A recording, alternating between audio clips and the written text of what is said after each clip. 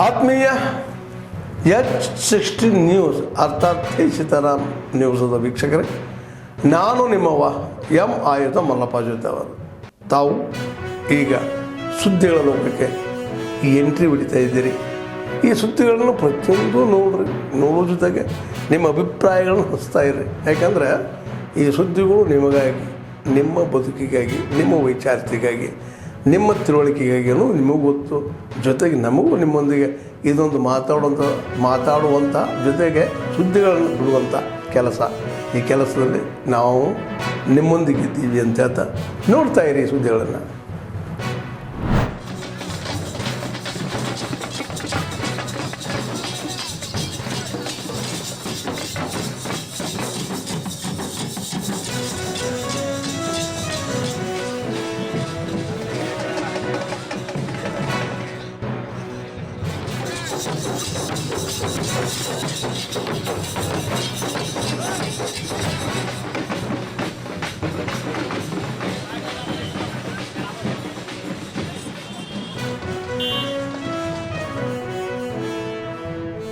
ದಿನವಾಗಿದ್ದು ರೈತರಿಗೆ ನಾನು ಈ ಒಂದು ಸನ್ನಿವೇಶದಲ್ಲಿ ಶುಭಾಶಯಗಳನ್ನು ತಿಳಿಸ್ತಾ ಇದ್ದೀನಿ.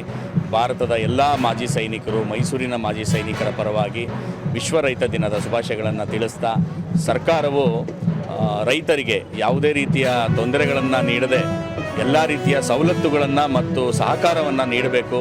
ವಿಶ್ವ ರೈತ ದಿನದಂದು ಈ ಒಂದು ಸಹಕಾರವನ್ನು ನೀಡಿದ್ರೆ ಅವ್ರಿಗೂ ಒಂದು ನೆನಪಿನಲ್ಲಿರುತ್ತೆ. ಹಾಗಾಗಿ ಎಲ್ಲರೂ ಭಾರತಾಂಬೆಯ ಎರಡು ಕಣ್ಣುಗಳಿದ್ದಂತೆ ಸೈನಿಕರು ಮತ್ತು ರೈತರು. ಕೇಂದ್ರ ಮತ್ತು ರಾಜ್ಯ ಸರ್ಕಾರಗಳು ರೂಪುರೇಷೆಗಳನ್ನ ಮಾಡಬೇಕು. ಮುಂದಿನ ದಿನಗಳಲ್ಲಿ ರೈತ ಪರವಾದಂಥ ಯೋಜನೆಗಳನ್ನ ಘೋಷಣೆ ಮಾಡ್ತಕ್ಕಂಥದ್ದು, ರೈತವ ಸ್ವಾವಲಂಬಿಯಾಗಿ ಬದುಕನ್ನು ಕಟ್ಟಿಕೊಳ್ತಕ್ಕಂಥ ಯೋಜನೆಗಳನ್ನ ಘೋಷಣೆ ಮಾಡ್ತಕ್ಕಂಥಲ್ಲಿ ಕೇಂದ್ರ ರಾಜ್ಯ ಸರ್ಕಾರಗಳು ಕ್ರಮ ಕೈಗೊಳ್ಳಬೇಕು ಅಂತೇಳಿ ಒತ್ತಾಯ ಮಾಡ್ತಾ, ಏನಿವತ್ತು ರೈತ ದಿನಾಚರಣೆಯನ್ನು ಆಚರಣೆ ಮಾಡ್ತಾ ಇದ್ದೇವೆ, ಇದು ಸರ್ಕಾರವು ಕೂಡ ಒಂದು ಸ್ವತಂತ್ರವಾಗಿ ಆಚರಣೆ ಮಾಡಬೇಕು. ಇವತ್ತು ಬೇರೆ ಬೇರೆ ದಿನಗಳನ್ನು ಸರ್ಕಾರ ಆಚರಣೆ ಮಾಡ್ತಾ ಇದೆ. ಆದರೆ ಕೇಂದ್ರ ಮತ್ತು ರಾಜ್ಯ ಸರ್ಕಾರಗಳು ನಮ್ಮ ಒತ್ತಾಯ ಇದೆ, ಮುಂದಿನ ದಿನಗಳಲ್ಲಿ ರೈತ ದಿನಾಚರಣೆಯನ್ನು ಸರ್ಕಾರವೇ ಘೋಷಣೆ ಮಾಡಿ ಆಚರಣೆ ಮಾಡಬೇಕು ಅಂತೇಳಿ ಈ ಮೂಲಕ ಒತ್ತಾಯ ಮಾಡ್ತೇನೆ.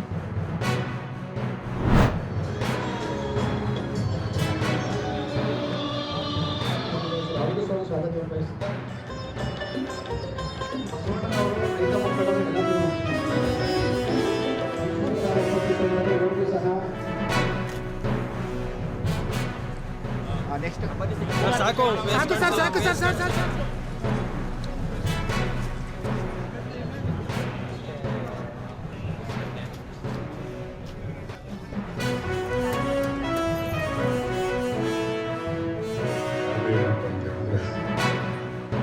ಈ ದೇಶದ ಜನರಿಗೆ ಅನ್ನ ಕೊಡ್ತಕ್ಕಂಥ ಜನರು ರೈತರು.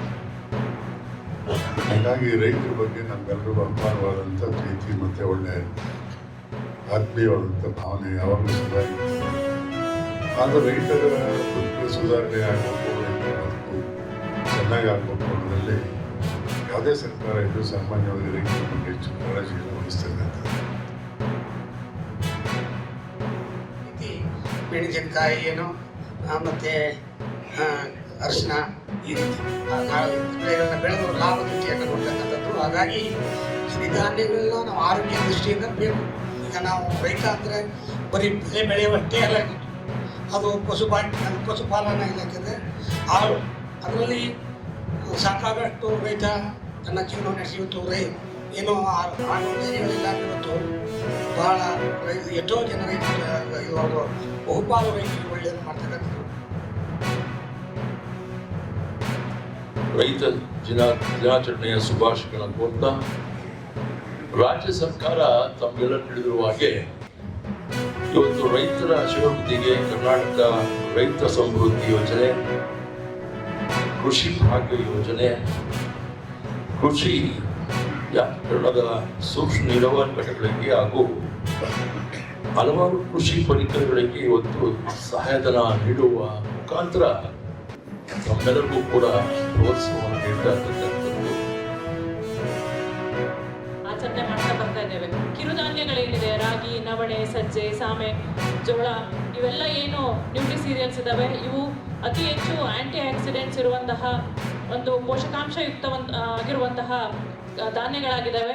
ಈ ಧಾನ್ಯಗಳನ್ನು ಹೆಚ್ಚು ಹೆಚ್ಚು ಬೆಳೀಲಿಕ್ಕೆ ಪ್ರೋತ್ಸಾಹವನ್ನು, ಅದನ್ನು ಯಾವ ರೀತಿ ಉತ್ಪಾದನೆ ಮಾಡಬೇಕು, ಉತ್ಪಾದಕತೆ ಯಾವ ರೀತಿ ಜಾಸ್ತಿ ಮಾಡಬೇಕು, ಮಾರುಕಟ್ಟೆ ವ್ಯವಸ್ಥೆ ಹೇಗೆ ಮಾಡಬೇಕು, ಮೌಲ್ಯವರ್ಧನೆ ಹೇಗೆ ಮಾಡಬೇಕು ಅನ್ನೋದನ್ನು ತಿಳಿಸೋ ನಿಟ್ಟಿನಲ್ಲಿ ರಾಜ್ಯಾದ್ಯಂತ ಎಲ್ಲ ಜಿಲ್ಲೆಗಳಲ್ಲೂ ಸಿರಿಧಾನ್ಯ ಹಬ್ಬವನ್ನು ಆಚರಣೆ ಮಾಡ್ತಾ ಬಂದಿದ್ದೇವೆ ಜಿಲ್ಲಾ ಮಟ್ಟದಲ್ಲಿ.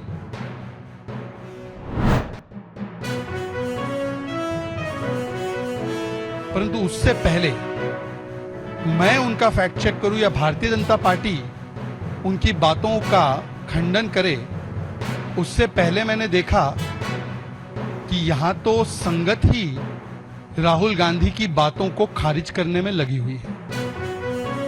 सबसे पहले राहुल गांधी जो बिहार में वोट चोरी कहते हैं, शशि थरूर जी तो कहकर आ गए कि भाई बिहार में पिछले 20 वर्षों में एनडीए की सरकार ने बहुत अच्छा काम किया है। मतलब कि उन्होंने राहुल गांधी के वोट चोरी के इस नैरेटिव को, इस एच बॉम्ब को पूरी तरह से डिफ्यूज कर दिया। फिर राहुल गांधी के एक और साथी है, लेफ्ट के सांसद जॉन ब्रिटास। और जॉन ब्रिटास साहब जो काफी चर्चित भी रहते हैं, काफी मुखर भी रहते हैं, वो कहते हैं कि राहुल गांधी को पार्लियामेंट छोड़कर विदेश नहीं जाना चाहिए। उन्होंने तो और भी बड़ी बात का डिस्क्लोजर कर दिया कि केवल लेफ्ट पार्टी ही नहीं बल्कि डीएमके भी राहुल गांधी की इस भारत बदनामी यात्रा के खिलाफ थे। और उन्होंने कहा कि राहुल गांधी जो है वो अपने काम को सीरियसली नहीं लेते।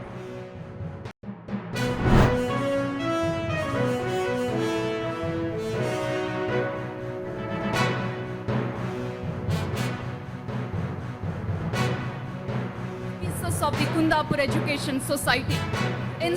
Ladies and gentlemen, it is an immense significance to this historic occasion. I request शिक्षण इलाके शुभकामनाएं देता हूँ और संस्था की प्रशंसा करता हूँ। पुरातन काल में हमारा देश ज्ञान, विज्ञान और बुद्धिमत्ता के कारण विश्व गुरु का स्थान रखता था। इसे पुनः प्राप्त करने के लिए हमें अपने युवा कौशल, प्रतिभा और ऊर्जा को समन्वित कर सक्रिय प्रयास करने होंगे। इसके लिए ऐसी शिक्षण संस्थाओं की भूमिका महत्वपूर्ण है। हमारी शैक्षिक एवं सांस्कृतिक परंपरा अति प्राचीन है तथा प्राचीन काल से ही वसुदेव कुटुंबकम के दर्शन पर केंद्रित होकर सर्वे भवन्तु सुखिना सर्वे संतु निरामया की भावना से प्रेरित है। 48,000 ಸರ್ಕಾರಿ ಶಾಲೆಗಳಿವೆ, 48,000 ಸರ್ಕಾರಿ ಶಾಲೆಗಳು. ಒಂದು ಅಂಕಿಅಂಶಗಳ ಪ್ರಕಾರ ಈ ವರ್ಷ ಭೋಜೇಗೌಡರು ಶಿಕ್ಷಣ ತಜ್ಞರಿದ್ದೀರಿ, ಈ ಅಂಶ 7,000 ಶಾಲೆಗಳು ಮಕ್ಕಳಿಲ್ಲ ಅನ್ನುವಂಥ ಕಾರಣಕ್ಕೆ ಮುಚ್ಚುವ ಸ್ಥಿತಿಯಲ್ಲಿದೆ. 7,000 ಶಾಲೆಗಳು. ಅಂಥ ಸ್ಥಿತಿಯಲ್ಲಿ 50 ವರ್ಷಗಳಿಂದ ಸರ್ಕಾರದ ಅನುದಾನ ಇಲ್ಲದೆ ಈ ಶಾಲೆಯನ್ನು ಕಟ್ಟಿದ್ದು, ಬೆಳೆಸಿದ್ದು, ಇಷ್ಟು ಎತ್ತರಕ್ಕೆ ಕೊಂಡೊಯ್ದದ್ದು, ಒಂದು ಶಿಕ್ಷಣ ಸಂಸ್ಥೆಯಲ್ಲಿ 5,000 ಜನ ಮಕ್ಕಳಿರುವುದು, ಒಂದು ಡಿಗ್ರಿ ಕಾಲೇಜಲ್ಲಿ 1,800 ಜನ ನಿರಂತರವಾಗಿ ಕಲಿತಾ ಇದ್ದಾರೆ ಅಂತ ಹೇಳಿದರೆ ಇದೊಂದು ಐತಿಹಾಸಿಕವಾದ ದಾಖಲೆ ಎನ್ನುವಷ್ಟರ ಮಟ್ಟಿಗೆ ಈ ಕಾಲೇಜನ್ನು ಸುಕುಮಾರ್ ಶೆಟ್ಟರು ಮತ್ತು ಅವರ ಹಿರಿಯರು ತಂಡ ಹಿಡಿದಿದ್ದಾರೆ ಅನ್ನೋದೇ ನಮಗೆಲ್ಲರಿಗೆ ಖುಷಿ, ಸಂತೋಷ, ಸಮಾಧಾನ. ಆದ್ಮೇಲೆ ಎಲ್ಲ ಸುದ್ದಿಗಳನ್ನು ನೋಡಿದ್ರಲ್ಲ, ಏನು ಅನಿಸ್ತು ನಿಮಗೆ? ಇದರಲ್ಲೇ ನಿಮ್ಗೆ ಲೈಕ್ ಆಗಿರ್ಬೋದು, ಡಿಸ್ಲೈಕು ಆಗಿರ್ಬೋದು, ಕಾಮೆಂಟ್ ಬೇಡಪ್ಪ ಅಂತೂ ಅನಿಸಿರ್ಬೋದು, ಕಾಮೆಂಟ್ ಮಾಡಬೇಕಪ್ಪ ಅನಿಸ್ಬೋದು, ಶೇರ್ ಮಾಡಬಾರ್ದಪ್ಪ ಅನಿಸಿರ್ಬೋದು, ಅದು ಮಾಡಬೇಕು ಅನಿಸಿರ್ಬೋದು. ಏನಾದರೂ ಆಗಲಿ ಶೇರ್ ಮಾಡ್ತಾಯಿರಿ, ಈ ನ್ಯೂಸ್ಗಳನ್ನ ಹಂಚ್ತಾ ಇರಿ, ಜೊತೆಗೆ ಇದಕ್ಕೆ ಸಬ್ಸ್ಕ್ರೈಬ್ ಆಗ್ತಾಯಿರಿ ಅಂತ ಹೇಳ್ತಾ H16 ನ್ಯೂಸ್ ಅರ್ಥಾತ್ ಹೇ ಸೀತಾರಾಮ್, ಇದು ಸತ್ಯದ ಕೈಗೆ ನಡಿ. ವಂದನೆಗಳು.